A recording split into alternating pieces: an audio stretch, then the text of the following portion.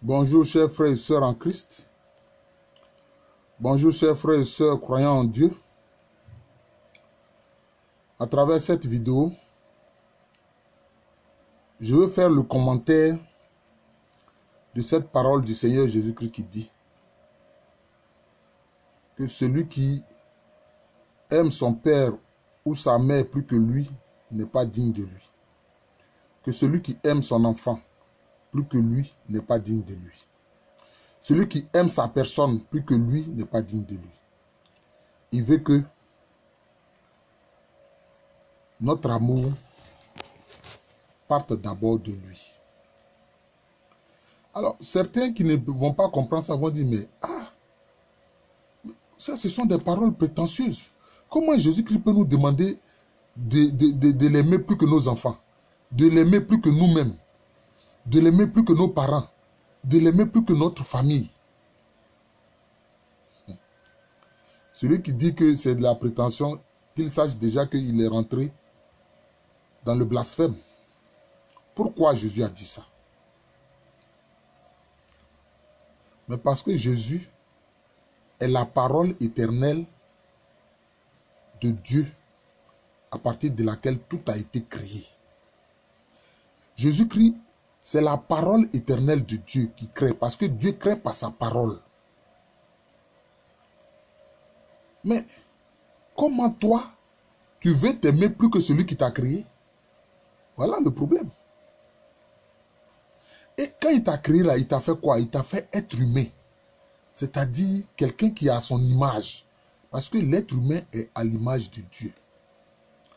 Maintenant, quelquefois, les gens disent non, Dieu a créé l'être humain à son image et à sa ressemblance. Non. Il a créé seulement d'abord à son image. À son image, il le créa homme et femme. C'est ce que dit la Bible dans le livre de la Genèse. Maintenant, la ressemblance, c'est quoi? Parce qu'il y a une différence entre l'image et puis la ressemblance. La graine, là, a toutes les potentialités de l'arbre. La graine, c'est l'image de l'arbre. Mais la graine n'est pas l'arbre. La graine, là, les oiseaux ne peuvent pas faire leur nid dans la graine. Les hommes ne peuvent pas se reposer à l'ombre de la graine. Pourtant, la graine a toutes les potentialités de l'arbre. Donc, voilà la différence entre l'image et la ressemblance. On est à la ressemblance de Dieu quand on est rempli de l'Esprit Saint, alors qui fait en sorte que nous soyons à la ressemblance du Christ Jésus. C'est le cas de Paul qui a dit, ce n'est plus moi qui vis, c'est Christ qui vit en moi. C'est ça. Alors on passe de l'image à la ressemblance. Donc la ressemblance entraîne, disons, une forme de nouvelle création. C'est pour ça que Paul a enseigné, il a dit, il dit en Christ, nous sommes une nouvelle créature. Une nouvelle création même. C'est ce qu'il a dit, nous sommes une nouvelle création. Vous voyez? C'est ainsi alors qu'on passe de l'image à la ressemblance. Puisque c'est lui qui nous a créés, d'abord à son image, qui nous recrée à sa ressemblance, donc nous devons l'aimer plus que nous-mêmes. Parce que sans lui, nous ne sommes rien. Et c'est pour ça qu'il a dit à ses disciples, il dit, sans moi, vous ne pouvez rien faire.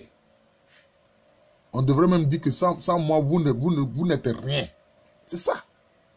Mais il vous a fait la grâce de vous créer être humain. Il aurait pu vous créer Margouya. Ou bien une souris qui rampe dans les égouts. Ou bien un serpent qui rampe par terre. Il a fait de vous un être humain. Donc, vous devez l'aimer plus que vous-même. Voilà la première raison. Maintenant, il dit de l'aimer plus que nos parents.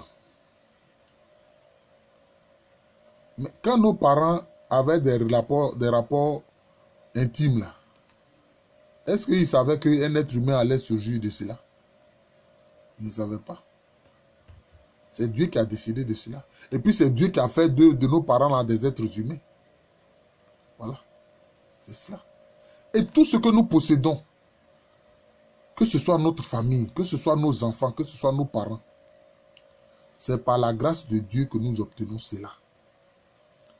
Et puisque le Christ Jésus, il est Dieu incarné, Dieu venu sur terre.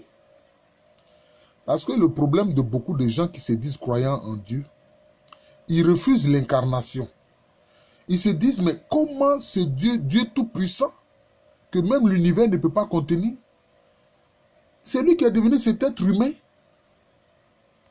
qui s'est laissé maltraiter, trahi et crucifié sur la croix. Et est mort, mis au tombeau. Ils ont du mal à comprendre cela. Mais on ne peut pas comprendre cela si on met de côté l'amour de Dieu. On ne peut pas comprendre cela si on met de côté le principe de l'amour divin. C'est à cause de l'amour divin que Dieu a pris cette apparence de faiblesse. C'est pour ça que Jésus-Christ avait enseigné à Paul pour lui dire, c'est dans ma faiblesse que se déploie toute ma puissance. Parce que sur son chemin douloureux de Golgotha, du jardin de Gethsémane à Golgotha, mais qu'est-ce que dit Paul? Quelle révélation Paul a eu notamment dans le livre dans sa lettre aux Colossiens?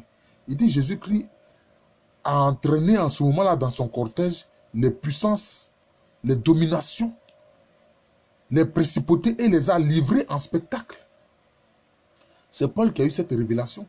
Donc au moment où on voyait Jésus-Christ faible, flagellé, son corps tailladé de plaies et de son sang qui coulait, mais il livrait en spectacle toutes ces forces cosmiques-là.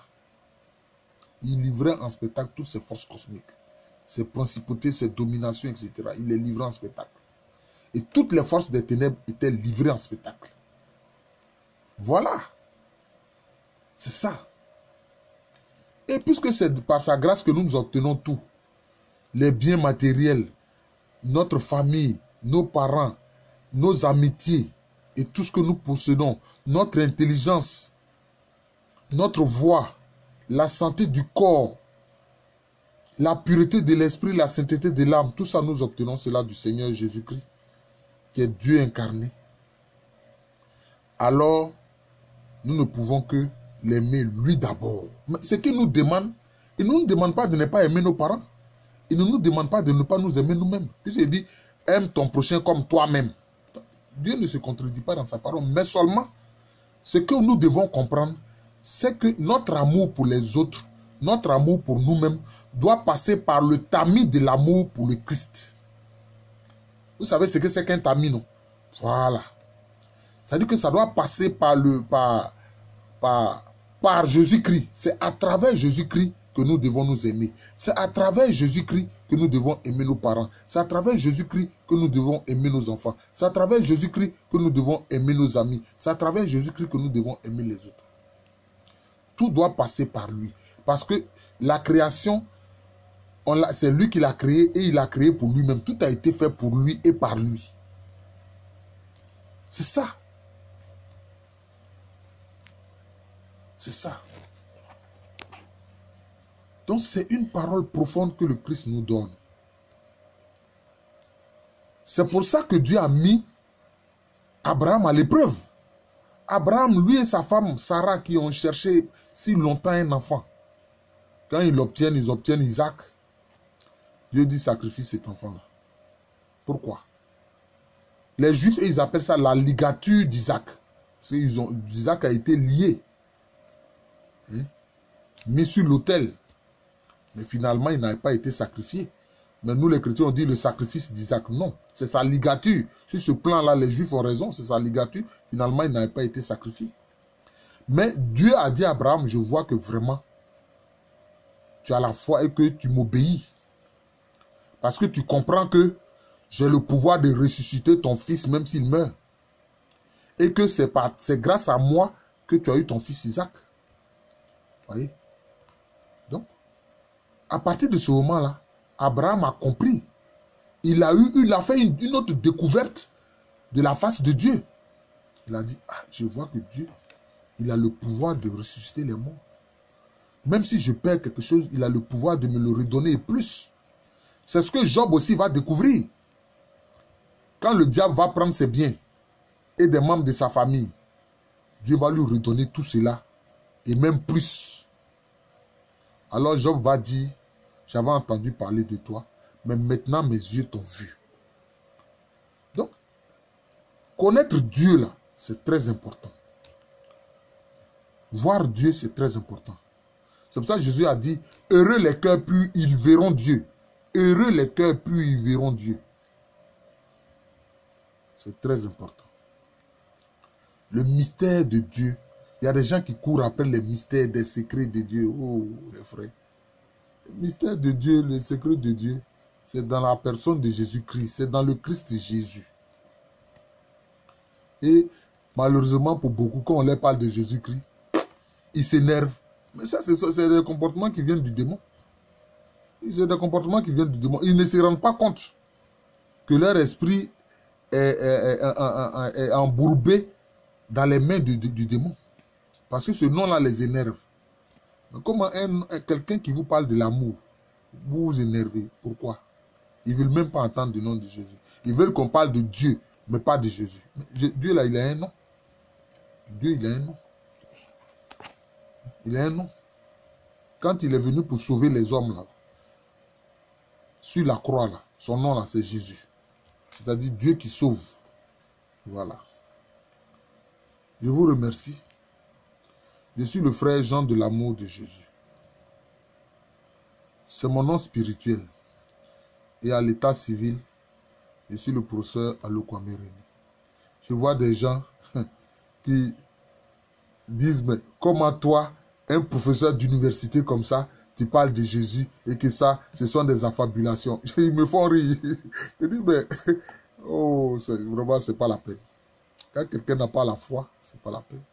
Mais je leur dis, moi là, j'étais plus incrédule qu'eux. Leur incrédulité n'a pas dépassé la mienne. Mais quand le Seigneur Jésus s'est révélé à moi, alors j'ai cru en lui. Et je prie pour que le Seigneur Jésus-Christ se révèle à eux.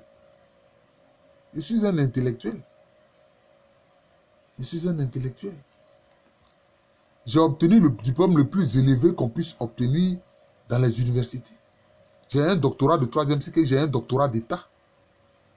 Et je suis passé devant le CAMES pour obtenir aujourd'hui le titre de professeur titulaire, depuis plusieurs années d'ailleurs. Mais c'est parce que le Seigneur Jésus-Christ s'est révélé à moi que j'ai cru en lui. J'ai même fait une vidéo là-dessus. Je lui ai dit, mais Seigneur, je vois que tu es Dieu. Mais beaucoup de gens disent croire en Dieu et puis toi, Jésus-Christ, mais ils ne te reconnaissent pas comme Dieu. Il a dit, ne t'en fais pas pour eux. Toi, tu es sous ma grâce, mais ceux dont tu parles là, ils sont sous ma loi.